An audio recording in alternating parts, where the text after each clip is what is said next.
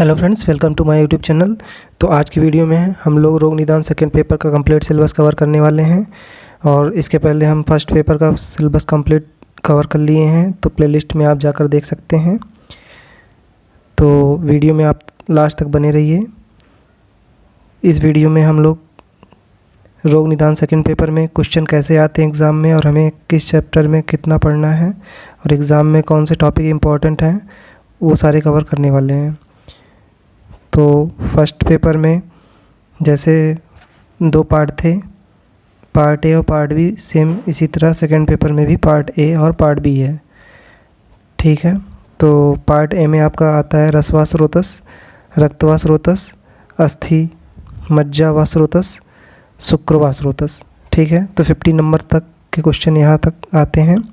इसके बाद आपका आता है प्राणवा स्रोतस, अन्नवा स्रोतस, पुरीशवा स्रोतस, उदकवा स्रोतस, मूत्रवा स्रोतस, स्वेदवा स्रोतस, मनोवा स्रोतस, संज्ञावर स्रोतस, उपसर्गजन्य व्याधियाँ और कृमि विज्ञान। यहाँ तक के टॉपिक में 50 नंबर के क्वेश्चन आते हैं। तो हम स्टार्ट करते हैं सबसे पहले रसवा स्रोतस को। रसवा स्रोतस में सबसे पहले हमें ये पता होना चाहिए कि रसवा स्रोतस के अंतर्गत कौन कौन सी डिसीज़ आती हैं। जैसे कि आपका ज्वर हो गया, पांडु हो गया, आमवात हो गया, हृदय रोग हो गया, शोथ हो गया, ये सारी चीज़ें आपकी रसवा स्रोतस के अंदर आते हैं। ठीक है, तो हमें इसमें ज्वर का डिटेल देखना रहेगा, ज्वर के भेद क्या होते हैं, कितने हैं। ठीक है, इसके बाद ज्वर की संप्राप्ति देखना है हमें, पांडु, आमवात, हृदय रोग और शोथ, इसको हमको डिटेल में देखना रहेगा। ठीक है, मतलब अगर 15 नंबर में या 10 नंबर में क्वेश्चन जैसा भी आपकी यूनिवर्सिटी में क्वेश्चंस आते हैं उसके अकॉर्डिंग देखा जाए तो ज्वर का डिटेल में आएगा आपका, ज्वर की परिभाषा, डेफिनेशन, संप्राप्ति, है ना, ये सारी चीज़ें। इसके बाद आपको देखना रहेगा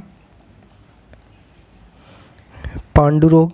ठीक है, पांडु रोग के बाद इसमें आमवात, हृदय रोग और शोथ, इसका डिटेल देखना रहेगा। ठीक है, इसके बाद एनीमिया का परिचय, वर्गीकरण देखना है हमें, रोमैटिक फीवर, रोमेटॉइड आर्थराइटिस, इसका डिफिनेशन देखना रहेगा। ठीक है, एंजाइना हो गया।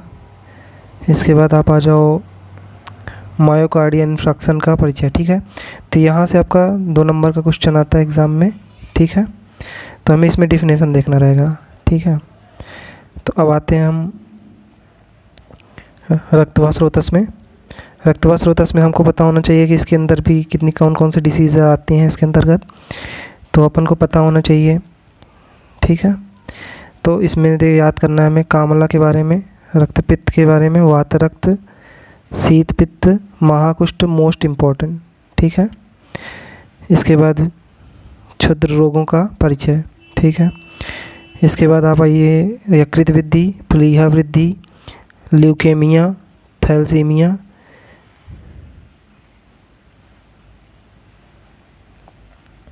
सिंगल सेल एनीमिया का परिचय। ठीक है, ये सारे टॉपिक्स इंपॉर्टेंट है, इसमें हमको सारे के डिफिनेशन देखना रहेगा। ठीक है, इसके बाद हम आते हैं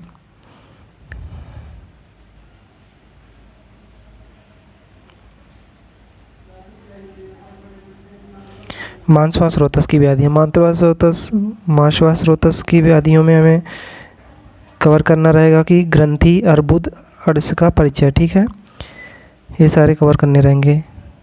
इसके बाद मेदवा स्रोतस में आते हैं। मेदवा स्रोतस में स्थौलिक ह्रास और प्रमेह, ये प्रमेह इंपॉर्टेंट है इसमें। ठीक है, ओबेसिटी, डायबिटीज़, मेलाइटिस का परिचय, ये 2 नंबर में क्वेश्चन पूछा जा सकता है, अभी तक आया नहीं है, बट आप एक बार रीड कर लीजिएगा। ठीक है, अब आते हैं अस्थि मज्जा व स्रोतस में। ठीक है, अस्थि मज्जा व स्रोतस में हमको पढ़ना रहेगा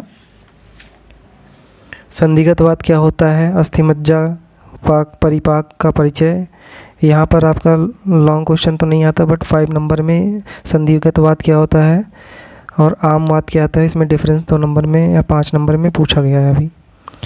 इसके बाद आते हैं ऑस्टियो आर्थराइटिस, है ना, ऑस्टियोमाइलाइटिस, ये सब पॉइंट आपको एक बार देख लेना है। ठीक है, इसके बाद आते हैं अपेक्षिक, अर्दित, पक्षाघात, ग्रसनी,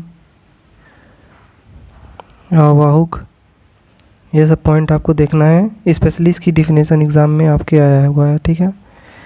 तो डेफिनेशन के अकॉर्डिंग ये इंपॉर्टेंट टॉपिक हो जाता है आपका, ठीक है। और सारे पॉइंट आपको एक बार रीड ज़रूर करना है एग्ज़ाम के पहले। ये हम आपको जितने पढ़ना है, क्लैव्य एवं बंधत्व का परिचय, ठीक है। ये क्वेश्चन यहाँ पे लॉन्ग क्वेश्चन में भी आ सकता है, ठीक है। वैसे 5 नंबर में ही पूछा जाता है, डेफिनेशन आपको पता होना चाहिए। और इसके स्त्री एवं पुरुष बंधत्व, इनफर्टिलिटी का परिचय, यहाँ से क्वेश्चन आता है, ठीक है। अब आते हैं, तो अभी तक आपने जितना पढ़ा, ठीक है, रसवा स्रोतस से शुक्रवा स्रोतस तक, यहाँ तक 50 नंबर के क्वेश्चन आए हुए हैं अभी तक। अब हम लोग देखते हैं पार्ट बी में स्टार्ट होता है वो आपका प्राणवा स्रोतस से, ठीक है। तो प्राणवा स्रोतस में हमको सबसे पहले ये पता होना चाहिए कि प्राणवा स्रोतस के अंतर्गत कौन कौन सी डिसीज आती है, तो इसको आपको याद होना चाहिए, ठीक है। तो इसमें सबसे पहले आपका आता है कास, श्वास, हिक्का, उर्छत सोच, राजयक्षमा, ठीक है। तो इसमें आपको याद रखना है राजयक्षमा, कास इम्पॉर्टेंट है, श्वास इम्पॉर्टेंट है, हिक्का इम्पॉर्टेंट है, राजयक्षमा इम्पॉर्टेंट है। अल्टरनेट ईयर में यहाँ से क्वेश्चन ज़रूर आता है, ठीक है। इसको आप पढ़ के जाइएगा, ठीक है। इसके बाद आते हैं अन्नवा स्रोतस में। अन्नवा स्रोतस में आपको पढ़ना है अग्निमांद, अजीर्ण, अरुचि, छर्दी, विसूचिका, अम्ल, पित्त, परिणामशूल, ठीक है। ग्रहणी मोस्ट इम्पॉर्टेंट है, गुल्म मोस्ट इम्पॉर्टेंट है, अतिसार हो गया आपका, प्रवाहिका हो गया। सबसे पहले तो हमें इसका डेफिनेशन पता होना चाहिए सबका। और उसके बाद लॉन्ग क्वेश्चन में अगर यहाँ से क्वेश्चन बनता है तो आपका बनता है ग्रहणी के ऊपर लॉन्ग क्वेश्चन, गुल्म के ऊपर लॉन्ग क्वेश्चन, ठीक है। यहाँ से ये सब क्वेश्चन आते हैं आपके एग्ज़ाम में। इसके बाद आते हैं नेक्स्ट, आपका अना आ गया, आदिमान आ गया, आटोप आ गया, असलक आ गया, विलंबिका का परिचय, ठीक है। अना, आदिमान,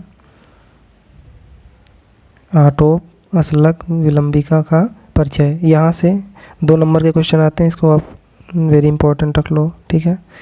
2 नंबर के क्वेश्चन यहाँ पे आएंगे, आपको इसका डेफिनेशन ज़रूर पता होना चाहिए और डिफरेंस भी आपस में पूछा जा सकता है। इसके बाद आते हैं पेप्टिक अल्सर हो गया, ये सब चीज़ें, डायरिया हो गई, ये सब आपको एक बार रीड कर लेना है, ठीक है। इसके बाद नेक्स्ट आता है उदकवा स्रोतस, ठीक है। उदकवा स्रोतस में आपको पता होना चाहिए तृष्णा क्या होती है, दाह का परिचय क्या होता है, ठीक है। इसके बाद जल एवं इलेक्ट्रोलाइट, इन सब का व्याधियों का परिचय देखना है, ठीक है। एक बार इसको रीड कर लेना, ठीक है। और इसका डेफिनेशन हमें पता होना चाहिए, ठीक है। तृष्णा, दाह का परिचय। अब आते हैं मूत्रवा स्रोतस में। मूत्रवा स्रोतस में मोस्ट इम्पॉर्टेंट आता है आपका मूत्रकृच्छ और मूत्राघात। अगर मूत्रवा स्रोतस से क्वेश्चन आएगा तो मूत्रकृच्छ और मूत्राघात 100% क्वेश्चन यहाँ से ज़रूर बनता है। इसको आप मोस्ट इम्पॉर्टेंट टिक कर सकते हो। और सारे जितने पॉइंट हैं इसको आप एक बार रीड कर लेना, ठीक है। अब आते हैं स्वेदवा स्रोतस में। स्वेदवा स्रोतस में आपको पता होना चाहिए खालित्य क्या होता है, पालित्य क्या होता है, ठीक है। इसका डेफिनेशन हमें पता होना चाहिए, ठीक है। इसके बाद आते हैं मनोवा स्रोतस, संज्ञावार स्रोतस की व्याधियाँ, ठीक है। इसमें आपको क्या पता होना चाहिए, विषाद क्या होता है, ठीक है। अपस्मार क्या है, उन्माद क्या है, ये आपका चरक में भी मिलेगा, ठीक है। चरक संहिता जो सेकेंड ईयर में आपका आता है, वहाँ ये सारे डिसीज़ निदान स्थान में आपको पढ़ने को मिलेगा। तो चाहे आप वहाँ पढ़ लो चाहे यहाँ पढ़ लो, ठीक है। पढ़ना तो आपको है ही, तो एक जगह आप अच्छे से क्लियर कर लो इसको, तो आपका दोनों जगह क्वेश्चन रिपीट होगा, है ना, ठीक है। तो लॉन्ग क्वेश्चन इस पे बनता है उन्माद और अपस्मार पे, ठीक है। और ये भय, भ्रम, अनिद्रा, मूर्छा, ये सब आपको डेफिनेशन के रूप में याद होना चाहिए, ठीक है। डिप्रेशन क्या है, एंजाइटी क्या है ना, ये सब चाहे सारे डिटेल आप एग्ज़ाम से पहले एक बार आपको ज़रूर पढ़ना है, ठीक है। अभी तो हम आपको जो जितना पॉइंट बता रहे हैं ये आपको एग्ज़ाम में क्वेश्चन कैसे आते हैं ये सारे पॉइंट हम कवर कर रहे हैं, ठीक है। नेक्स्ट आते हैं उपसर्गजन्य व्याधियाँ, ठीक है।